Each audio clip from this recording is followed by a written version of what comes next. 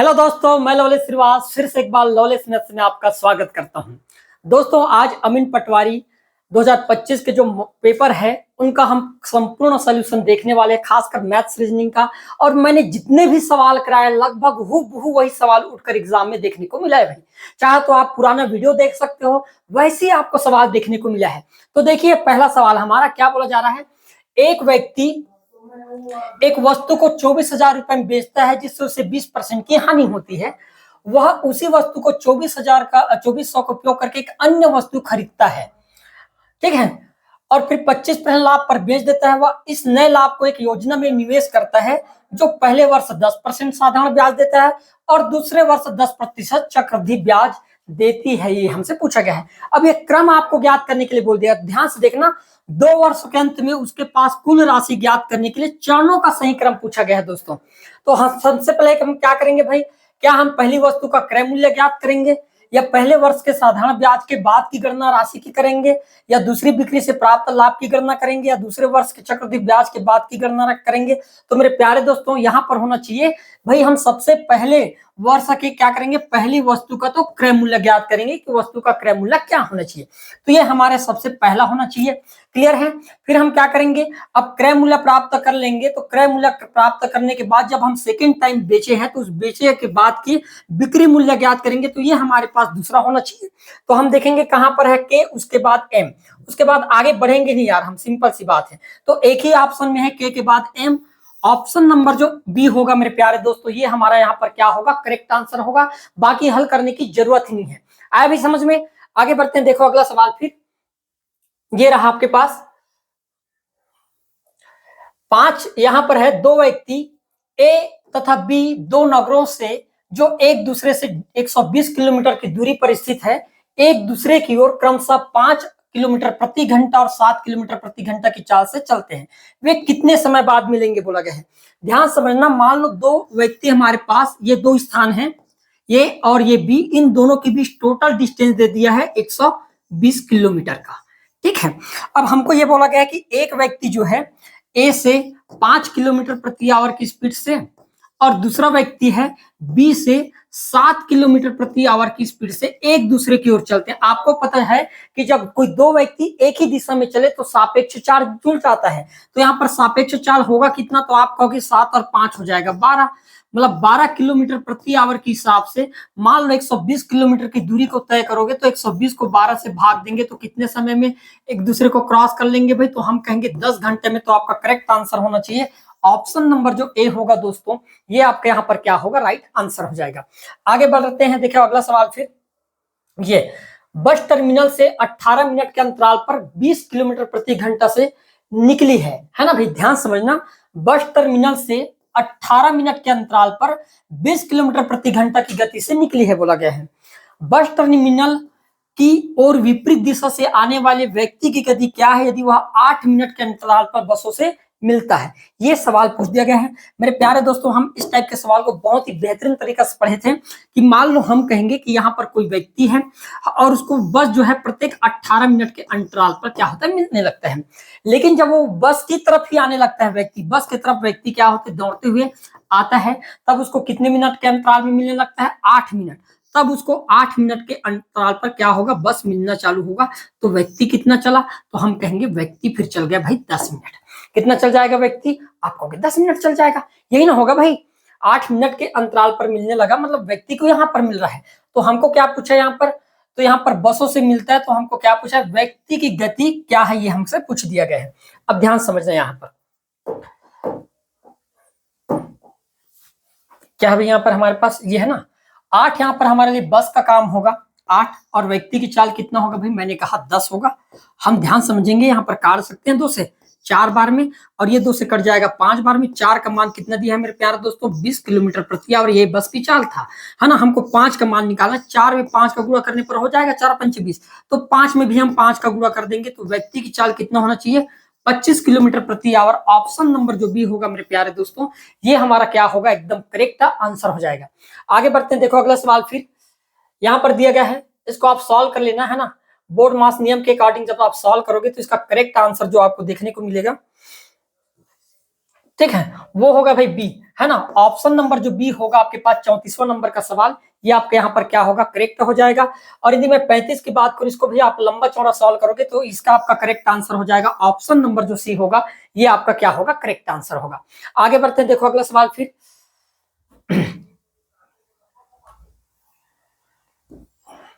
दिख रहा है भाई सबको।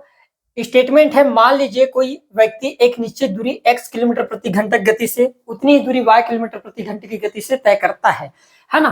तो निम्नलिखित कथन और कारण को पढ़कर सही विकल्पों को चुनकर बताना था।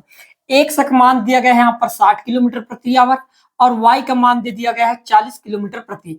औसत चाल क्या 48 होगा, तो औसत चाल का फार्मूला क्या होता है मेरे प्यारे दोस्तों, तो आप कहोगे औसत चाल बराबर होता है आपके पास 2xy और x प्लस वाई होता है भाई। तो यहाँ पर 2 रख देते हैं, x का मान 60, y का मान 40 और x y को जोड़ेंगे तो हो जाएगा 100। आप कहोगे 2 जीरो से ये 2 जीरो कैंसिल, 6 चौक 24 और 24 दूनी कितना हो जाएगा 48। मतलब हमारा कथन जो होगा यहाँ पर करेक्ट हो जाएगा। यदि मैं बात करूं उसके कारण की, तो यहाँ पर 2xy होना चाहिए था, xy नहीं, तो ये हमारा क्या हो जाएगा, गलत हो जाएगा। तो क्या होगा यहाँ पर ऑप्शन नंबर जो सी होगा मेरे प्यारे दोस्तों, ये हमारा यहाँ पर क्या होगा, करेक्ट आंसर हो जाएगा। क्लियर है। देखो अगला सवाल फिर। यहाँ पर आपके 2 मूल पूछा गया था, तो 2 मूल कौन कौन से मैं पहले ही बता देता हूं आप लोगों को। एक तो आपके पास पहला वाला जे है और ये आपके पास एल। तो आपका करेक्ट आंसर क्या होना चाहिए, ऑप्शन नंबर जो बी होगा आपके पास 37वां नंबर का सवाल का, ये आपका क्या होगा, करेक्ट आंसर होगा। किसी चतुर्भुज के विकर्ण एक दूसरे को लंबवत द्विभाजक होते हैं। इस सवाल को मैं 4 दिन पहले हूबहू पढ़ा चुका हूं, है ना। चाहो तो आप देख लेना मेरे वीडियो में। मैं बताऊं कि यदि कोई मान लो दो विकर्ण लंबवत कब डिवाइड करेंगे, एक दूसरे के ऊपर 90 डिग्री का कोण कब बनाएगा बोला गया है। तो ये 2 ही केस हो सकता है, एक आपके पास वर्ग में और एक होगा हमारे पास समचतुर्भुज, मतलब के और एम में। ऑप्शन नंबर जो बी होगा मेरे प्यारे दोस्तों, ये हमारा क्या होगा, करेक्ट आंसर होने वाला है। आप देख लेना भाई। क्लियर है। आगे बढ़ते हैं, देखो अगला सवाल। साधारण ब्याज की 4% वार्षिक दर से 4 वर्ष बाद 848 रुपए ऋण से निपटान हेतु कितना भुगतान करना होगा बोला गया है। यहाँ पर आपके पास क्या निकालना है, राशि ज्ञात करना है। ये आपके पास क्या है, वार्षिक दे दिया गया है 848 रुपए का। तो पहले साल कितना होगा भाई, तो आप कहोगे 100, दूसरे साल 104, तीसरे साल 112 और चौथे साल कितना होगा, तो मैंने कहा 100, फिर तो 16 होगा। जोड़ कर देखेंगे तो 104 116 हो गया हमारे पास कितना, 220 और ये हो जाएगा 332 और ये 432 होगा भाई। और 432 का मान दिया है क्या, वहां पर हमने गलत जोड़ दिया क्या। 4 वार्षिक दर से 4 वर्ष बाद दे 848 के निपटान ऋण के निपटान हेतु कितना वार्षिक भुगतान करना होगा बोला गया है। अच्छा, ऋण का भुगतान है, ब्याज नहीं है ये। ठीक है, चलो देख देते हैं। 4 चौकी 16, 116% की डायरेक्ट वैल्यू रख रहा हूं मैं। कितना दिया है, 848। कटेगा क्या ये,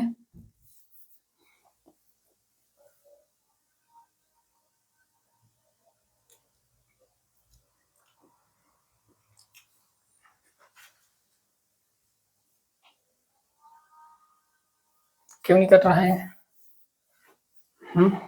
साधारण ब्याज की 4% वार्षिक दर से 4 वर्ष बाद दे 848 रुपए निपटान हेतु कितना वार्षिक भुगतान करना पड़ेगा, ये बोला गया है। ठीक है, कितना वार्षिक भुगतान करना पड़ेगा। तो यहाँ पे सिंपल थ्योरम लगा देते हैं कि 1 साल में 4%, 2 साल में 4 साल में कितना हो जाएगा 16%। मतलब आप देख पाओगे कि 16% है हमारे पास और यहाँ पर 848 है, तो मैं डायरेक्ट मार दूंगा 200 रुपए का भुगतान, ये हमारा क्या होगा, करेक्ट होगा। आगे बढ़ते हैं, ज्यादा टाइम नहीं लेते। निम्नलिखित को सम्मिलित करके आपको क्या करना था, बताना था। चक्रवृद्धि ब्याज का फार्मूला क्या होता है भाई, ये भी मैं डायरेक्ट कराया हूं।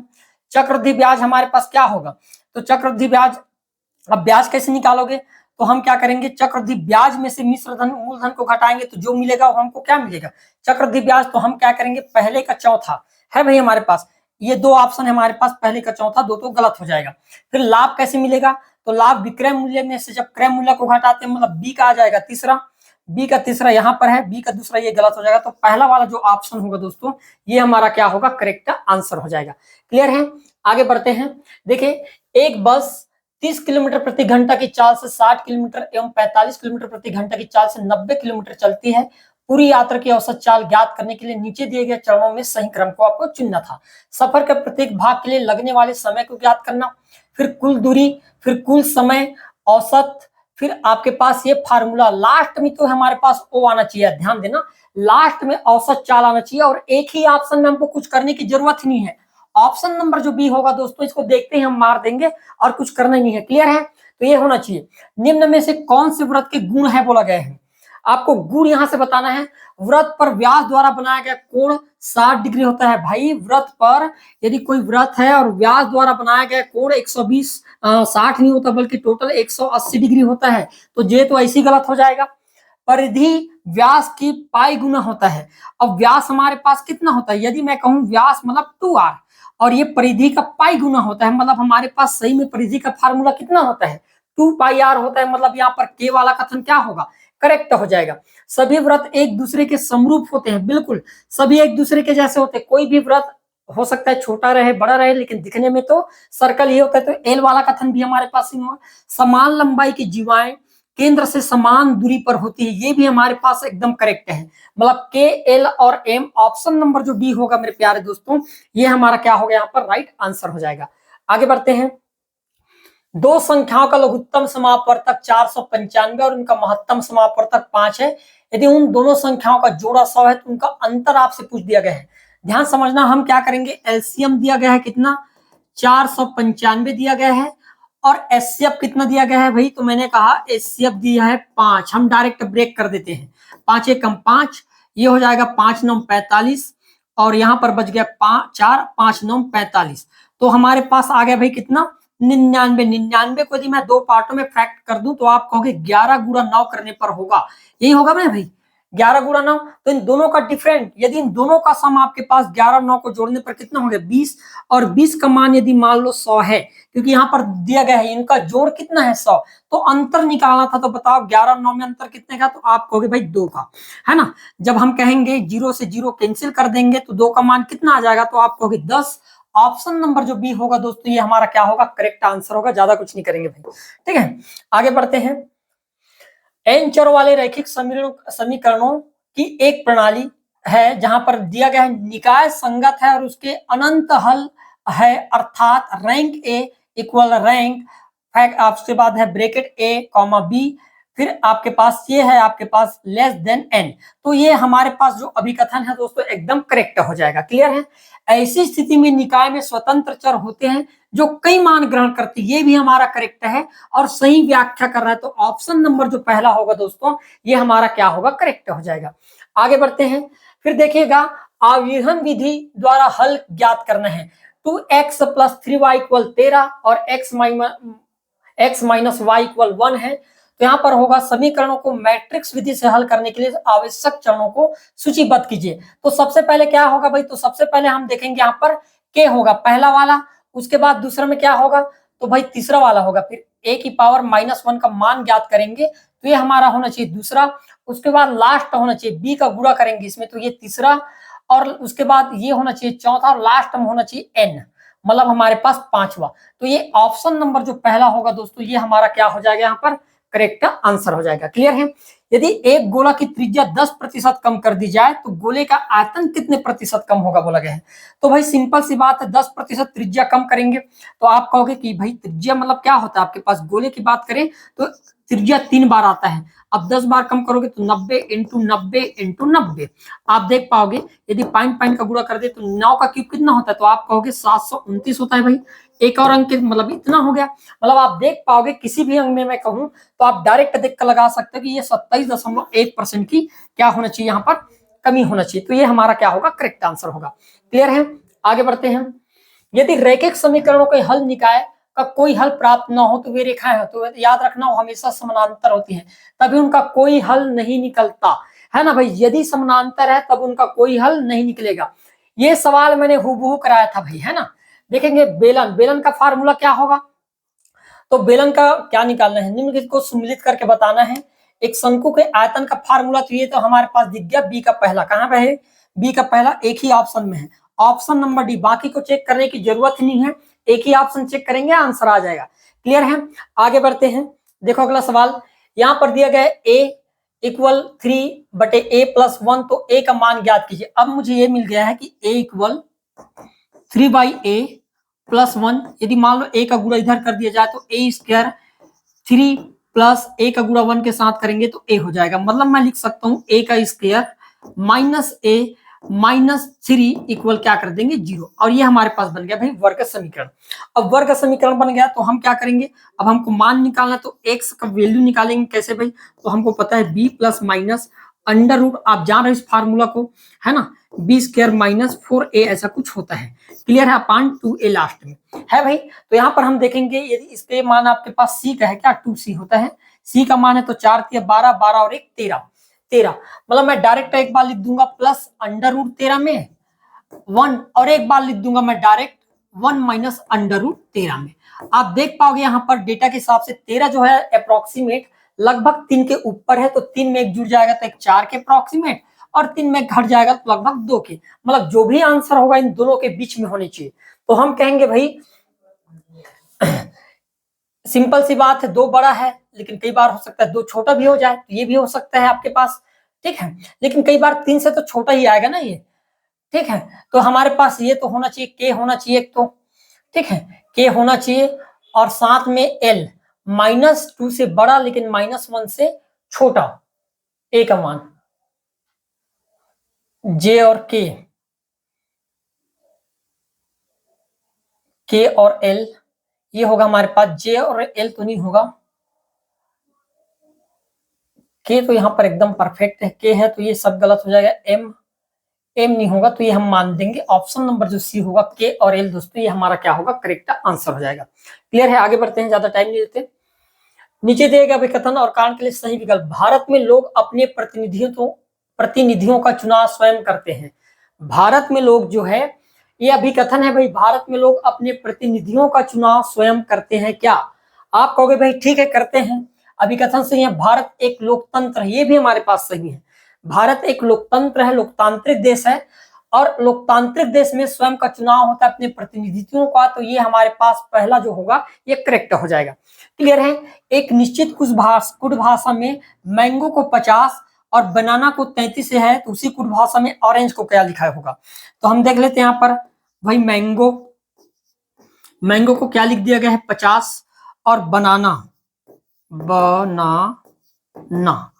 यही होगा, ये होगा 14 14 28, ये 30 और ये 33, ठीक है, मतलब ज्यों का त्यों अंक रख दिया गया है, एम होता है 13 1, एन होता है 14, जी होता है 7 और वो होता है 15, सबको जोड़ कर दिखाओ, 15 7 22, 22 और 14 कितना हो जाएगा, तो आप कहोगे 36, 36 और 14 कितना हो जाएगा 50, तो उसी प्रकार हम ऑरेंज में भी सभी को लिख देंगे भाई, ऑरेंज, ध्यान समझना, ऑरेंज, ओ होता है आपके पास 15, आर होता है 18, ए होता है 1, एन होता है 14, जी होता है 7 और ई होता है हमारे पास 5, जोड़कर देखो भाई, 15 18 33, 33 और 1 34, 34 और 14 48, 48 और 7 कितना हो गया 55, 55 और 5 कितना हो जाएगा, तो मैंने कहा 60 हो जाएगा, तो आपका करेक्ट आंसर ऑप्शन नंबर जो बी होगा दोस्तों, ये हमारा क्या होगा, राइट आंसर हो जाएगा। क्लियर है, आगे बढ़ते हैं। एक महिला की ओर इशारा करते हुए रमेश कहता है, वह मेरे दादा के इकलौते बेटे, अब मेरे दादा के इकलौते बेटे मतलब मेरे पिता होंगे, कि बेटी है ना, मतलब मेरे दादा के इकलौते बेटे मतलब मेरे पिता के बेटी है ना, तो वह महिला रमेश की क्या लगती है, तो सिंपल सी बात है भाई, बहन लगेगी, क्या लगेगी, बहन लगेगी। क्लियर है, तो आपका करेक्ट आंसर क्या होना चाहिए, बी। नीचे दिए गए श्रृंखला में कितने ऐसे चिन्ह हैं जिनके ठीक पहले एक अक्षर आता है लेकिन उसकी बाद कोई संख्या नहीं है बोला गया है, मतलब नीचे दिए गए श्रृंखला में कितने ऐसे चिन्ह हैं जिनके ठीक पहले एक अक्षर है ना, लेटर आता है चिन्ह के, तो चिन्ह के पहले लेटर कहाँ है, पहले हमारे पास ये एक चिन्ह है, इसके पहले अक्षर है, लेटर नहीं है, ये चिन्ह है, इसके पहले कोई लेटर नहीं है, ये हमारे पास एक चिन्ह है लेकिन इसके पहले है और उसके बाद में अक्षर नहीं, ये हमारे पास एक हो सकता है ना, ये गलत हो जाएगा, उसके बाद ये भी गलत हो जाएगा, ये भी गलत हो जाएगा, ये हमारे पास दूसरा होगा और ये हमारे पास 2 ही होगा, है ना, लेकिन उसके बाद कोई संख्या नहीं है बोला गया है, तो केवल 1 और 2, पहला जो होगा ये हमारा क्या होगा दोस्तों, यहाँ पर करेक्ट आंसर हो जाएगा। क्लियर है, आगे बढ़ते हैं। निम्नलिखित को सम्मिलित करके बताना, ये डायरेक्ट आपके पास रीजनिंग ही है और कुछ नहीं है, ठीक है भाई। 2 5 यहाँ पर ध्यान देते हैं, 2 है, फिर 5 है, फिर 10 है, फिर यहाँ पर 17 है, तो आगे क्या होगा ये पूछा गया। सिंपल सी बात है, पहले 3 बढ़ाया गया, फिर 5 बढ़ाया गया, फिर 7 बढ़ाया गया, तो आगे आप क्या करोगे, 3 के बाद 5, 5 के बाद 7, तो 7 के बाद हम क्या कर देंगे, 9 बढ़ाएंगे भाई, सिंपल सी बात है, 9 बढ़ाएंगे ना, तो 17 9 कितना हो जाएगा, तो 17 9 हो जाएगा आपके पास, यहाँ पर दिख रहा है क्या, 17 9 26, ठीक ना भाई, 17 9 26 मतलब आपके पास ए का पहला एक ही ऑप्शन में था, ऑप्शन नंबर जो डी होगा दोस्तों, ये हमारा क्या होगा, करेक्ट आंसर हो जाएगा। क्लियर है, आगे बढ़ते हैं। यदि एप्पल को फलाना लिख दिया जाए कितना, 21 34, चलो देखते हैं, एप्पल को लिखा गया है 21 34 और अर्थ को लिखा गया है 41 590, तो पेयर क्या लिखा जाएगा, है ना, पेयर को क्या लिखा जाएगा, तो इन्हीं अक्षरों से तो बन सकता है, क्या बनाया जा सकता है हमारे पास, ये एप्पल नहीं है, ये पेल है, ये 1 मिनट है ना, ये पेल है, ठीक है, मतलब हम कहेंगे पी का 2 होता है, ठीक है, यहाँ पर पी का क्या होना चाहिए, 2 होना चाहिए, फिर उसके बाद क्या है, ए का क्या होगा भाई, 1, उसके बाद 2 के बाद 1 आना चाहिए, नहीं है क्या, नहीं, ए का 1 है, ई का हमारे पास कितना होगा, ई का 4 होना चाहिए, और एक ही ऑप्शन में है 241, ऑप्शन नंबर जो बी होगा ये हमारा क्या होगा, करेक्ट आंसर होगा। असंगत संख्या को चुनना, 144 12 का वर्ग है, 169 13 का है, 196 14 का है और 225 हमारे पास 15। आप खुद बता रहे हो कि भाई एक 12 का है, एक 13 का है, एक 14 का है और एक हमारे पास 15 का है। अब बताओ इनमें से असंगत कौन सा है, तो हम कहेंगे यहाँ पर 13 एक ऐसा है जो अभाज्य संख्या, बाकी आपके पास 12 14 और 15 कैसा है, भाज्य है, तो ये हमारे लिए ऑप्शन नंबर जो बी होगा, यदि हम देखें तो ये हमारा क्या होना चाहिए, करेक्ट आंसर होनी चाहिए। क्लियर है, लॉजिक के हिसाब से आगे बढ़ते हैं।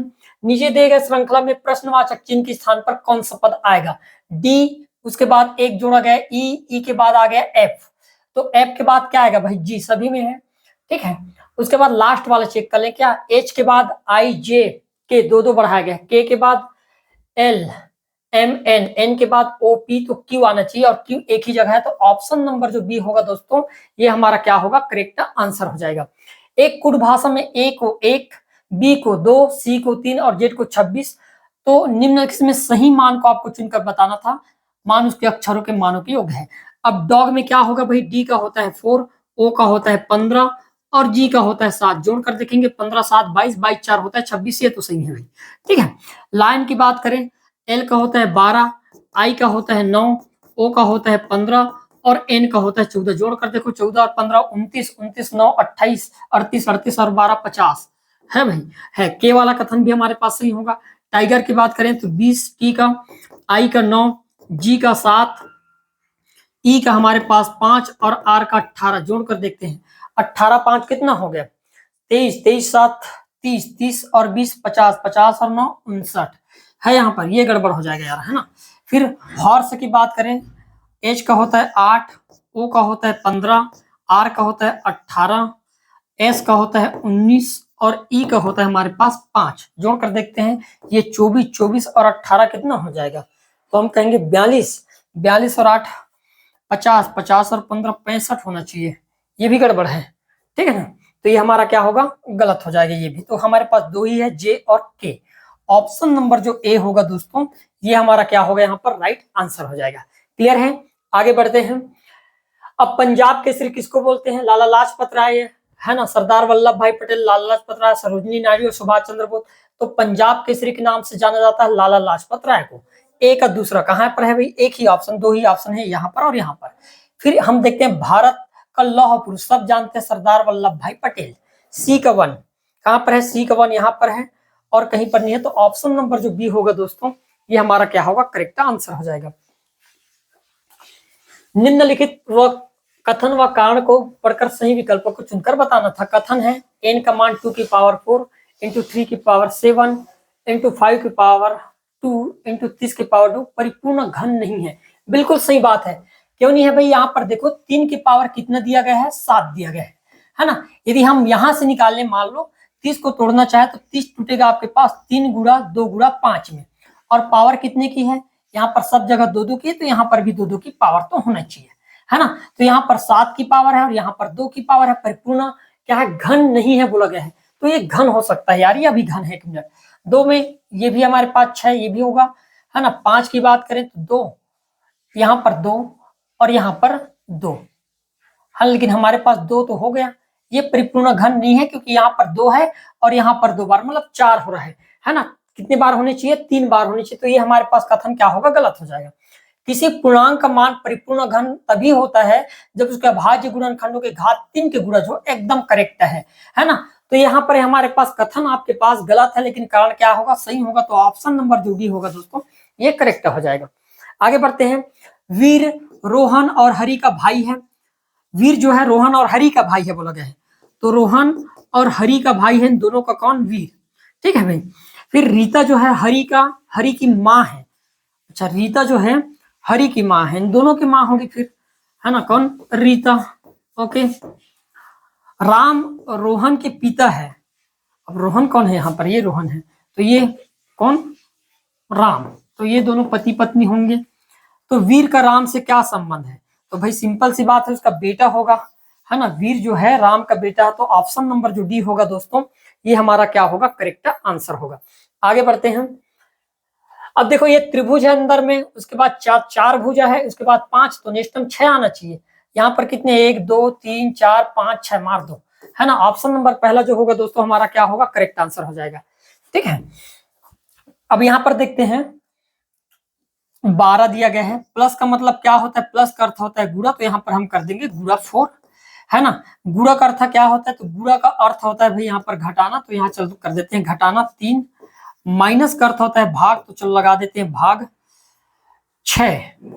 ठीक है। और भाग का अर्थ होता है जोड़ना, तो चलो कर देते हैं जोड़ना, और ये हो जाएगा 2। बस इतनी सी बात है। काटेंगे तो आधा तो बच जाएगा। ठीक है, आधा बच जाएगा यहाँ पर, या 0.5 कर देते हैं डायरेक्ट। और क्या है, 12 चौक 48, और ये हो जाएगा हमारे पास, दशमलव नहीं आ रहा है क्या, क्यों, माइनस का अर्थ क्या है, भाग का अर्थ प्लस है, और माइनस का अर्थ भाग है। सही तो है तो भाग दिए, ठीक तो किए हैं। ये 12 प्लस का अर्थ गुणा, प्लस का अर्थ गुणा 4, चलो ठीक है। फिर गुणा का अर्थ माइनस, गुणा का अर्थ माइनस का 3, फिर माइनस का अर्थ होता है भाग, फिर भागित, और भागित को ऐसा ना लिखते हुए मैं ऐसा लिख देता हूँ, भागित का 6, और भाग का अर्थ होता है आपके पास जोड़ना, तो प्लस का 2। चलो ठीक है, अब क्या करोगे, ये 1/2 लिख देते हैं। अब सब जगह इसका क्या करेंगे, गुणा कर देते हैं, और क्या है। ठीक है, ये हो जाएगा आपके पास 12 चौक 48 माइनस 1/2 और प्लस का 2। ठीक है, अब ये जुड़ जाएगा क्या आपस में, ये हो जाएगा 50। गड़बड़ तो नहीं कर रहे हैं अपन,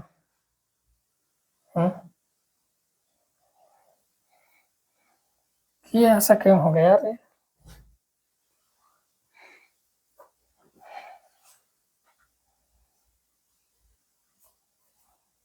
इधर का जबरन का गुणा करना पड़ रहा है ना।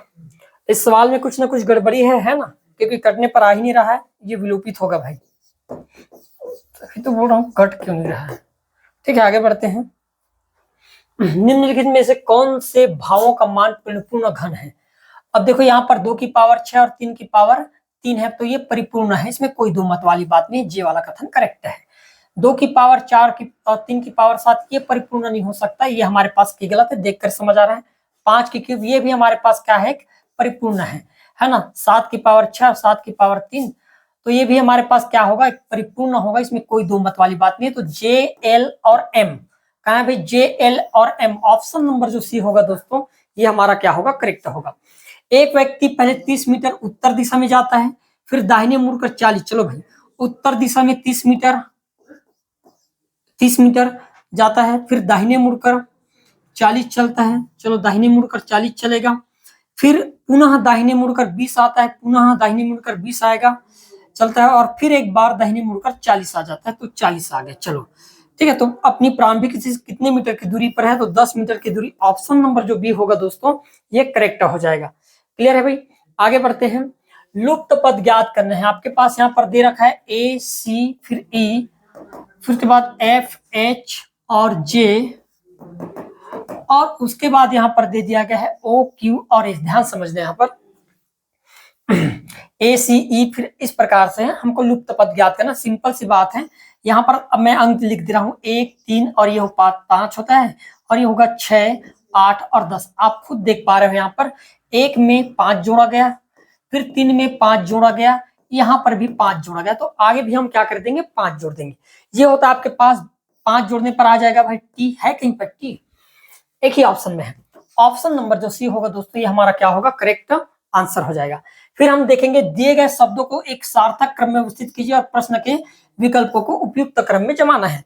सबसे पहले होगा भाई बच्चा, है ना, तो ये हमारे पास पहला होना चाहिए बच्चा।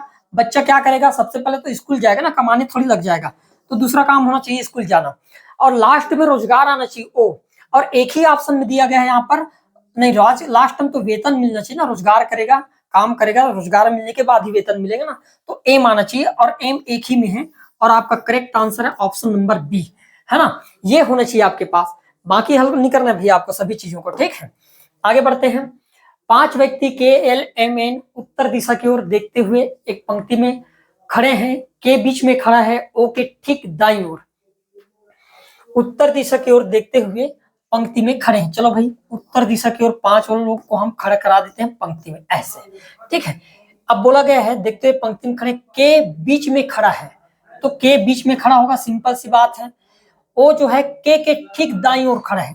अब दाहिने ओर मतलब उस दिशा में देख रहा है तो दाहिने उधर पड़ेगा ना भाई, तो ओ सिंपल सी बात है यहाँ पर पड़ेगा। एन जो है ओ के बीच ठीक व्यक्ति क्या है, एन और ओ के बीच ठीक एक व्यक्ति खड़ा है। अब एन और ओ के बीच, तो एन और ओ के बीच ठीक एक व्यक्ति तो के ही होगा, सिंपल सी बात है। एल जो है एन के बाईं ओर खड़ा है तो यहाँ पर एल होगा और लास्ट में एम होगा। ये आपके पास होना चाहिए क्रम, ठीक है। तो हम क्या करेंगे, सबसे पहले एल, उसके बाद एन, फिर के, फिर ओ और एम। ऑप्शन नंबर पहला दोस्तों ये आपका क्या होगा, एकदम करेक्ट आंसर होना चाहिए। क्लियर है। 5 मित्र के एल एम एन ओ ऊंचाई अलग अलग है, एन सबसे लंबा है बोला गया, एन तो सबसे लंबा होगा, कोई दो मत वाली बात नहीं है। के एन से छोटा है, चलो भाई के थोड़ा छोटा होगा, लेकिन एल से लंबा नहीं है तो एल उससे लंबा होगा। एल जो है ओ से लंबा है, चलो ओ लिख देते हैं। ओ एम से लंबा है, ओ जो है एम से भी लंबा है, ओके। सबसे लंबा सबसे छोटे तक का क्रम आपको क्या करना है, जमाना है। तो इतना तो है कि एन सबसे लंबा होगा। फिर बोला गया है के जो है एन से छोटा है लेकिन एल से क्या है, बड़ा है। के जो है एन से भले छोटा है लेकिन एल से क्या है, लंबा है। तो भाई सिंपल सी बात है, उसके बाद के आना चाहिए, एन के बाद के, उसके बाद आना चाहिए आपके पास एल।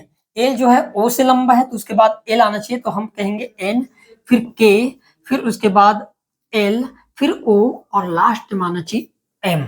तो देखो तो कहां पर है, N K L, N K L O M. Option number जो बी होगा दोस्तों ये हमारा क्या होगा, यहाँ पर एकदम करेक्ट आंसर हो जाएगा। क्लियर है। और ये रहा आज का हमारा संपूर्ण सॉल्यूशन, है ना। और हमारे जितने भी पढ़ाए थे उन सभी नोट्स आप देखना कि लगभग लगभग सवाल उसी पैटर्न में पूछा गया है। क्लियर है दोस्तों, तो आज के इतने ही, धन्यवाद।